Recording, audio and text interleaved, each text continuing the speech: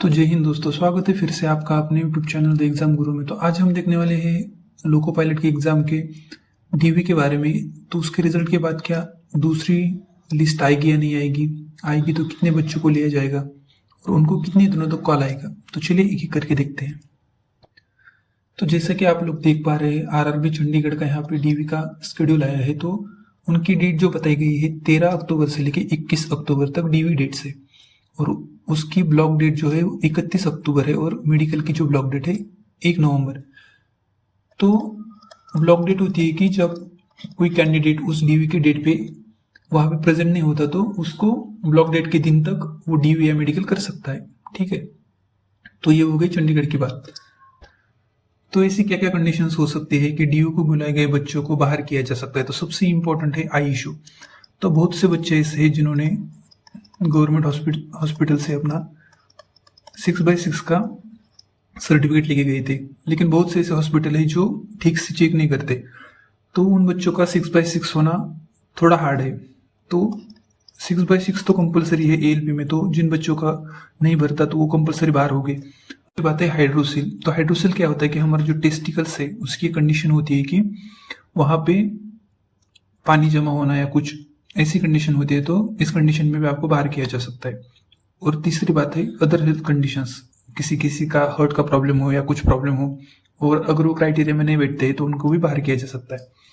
ये तो हो गए मेडिकल के बारे में। फिर आते हैं डॉक्यूमेंट्स पे। तो बहुत से बच्चे ऐसे जिनके पास बर्थ सर्टिफिकेट नहीं होता, बहुत से बच्चे ऐसे जिन्होंने कास्ट सर्टिफिकेट स्टेट का होता है लेकिन उनके पास सेंट्रल का नहीं होता जो रेलवे के लिए चाहिए, और बाकी भी कुछ कुछ बच्चों के पास पासिंग सर्टिफिकेट या डिग्री का सर्टिफिकेट नहीं होता, डिप्लोमा का सर्टिफिकेट नहीं होता, तो उस बेसिस पे भी उनको बाहर किया जा सकता है। तो ये हुए डॉक्यूमेंट्स। तो तीसरी बात है सिलेक्शन। तो बहुत से बच्चे ऐसे हैं जो आरआरबी टेक्नीशियन में सिलेक्टेड है। कुछ बच्चे जो आरआरबी जी अभी हो गई है 2-3 महीने पहले, तो उसमें सिलेक्टेड है, उसमें सैलरी इससे ज्यादा है, तो जो सिलेक्टेड हुए हैं वो डीवी के लिए नहीं आएंगे। ऑब्वियसली बात है। बहुत से डिप्लोमा वाले स्टूडेंट है जो अपने डिप्लोमा लेवल के एग्जाम या स्टेट लेवल के एग्जाम देते हैं, तो वो भी ऐसे बच्चे हैं जो कहीं ना कहीं सिलेक्टेड है प्रीवियस एग्जाम्स में, तो जिनका सिलेक्शन हुआ है तो वो भी सीट वैकेंट रहेगी। तो अब चांसेस कितने हैं हमारे? तो हमारे चांसेस डिपेंड करते हैं कि हमने किस बोर्ड से फॉर्म भरा है। मतलब अगर किसी ने मुंबई से भरा, किसी ने कोलकाता से भरा, तो उस बोर्ड में हमारी वैकेंसी कितनी है। अगर जितनी वैकेंसी है उतने हमारे चांसेस बनते हैं कि बहुत से, जितने बच्चे ज्यादा है उतने मेडिकल में अनफिट होने के चांसेस भी ज्यादा है, तो वैकेंसी का कॉल आने की चांसेस भी ज्यादा है।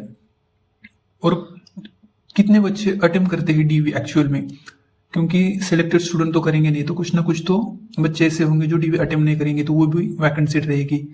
तो चांसेस आपकी वैकेंसी के अनुसार है, तो जितनी ज्यादा वैकेंसी होगी तो आपके चांसेस उतने ज्यादा बढ़ेंगे। ठीक है, तो दूसरी लिस्ट तो आएगी, लेकिन उन बच्चों के लिए आएगी जिनका कुछ पॉइंट से सिलेक्शन रुका हुआ है, और जिस बोर्ड में डीवी के टाइम बच्चे ज्यादा बाहर होते हैं वहां पे आपको जरूर कॉल आएगी। तो ये हो गए कॉल के बारे में। और कितने दिनों तक आएगा?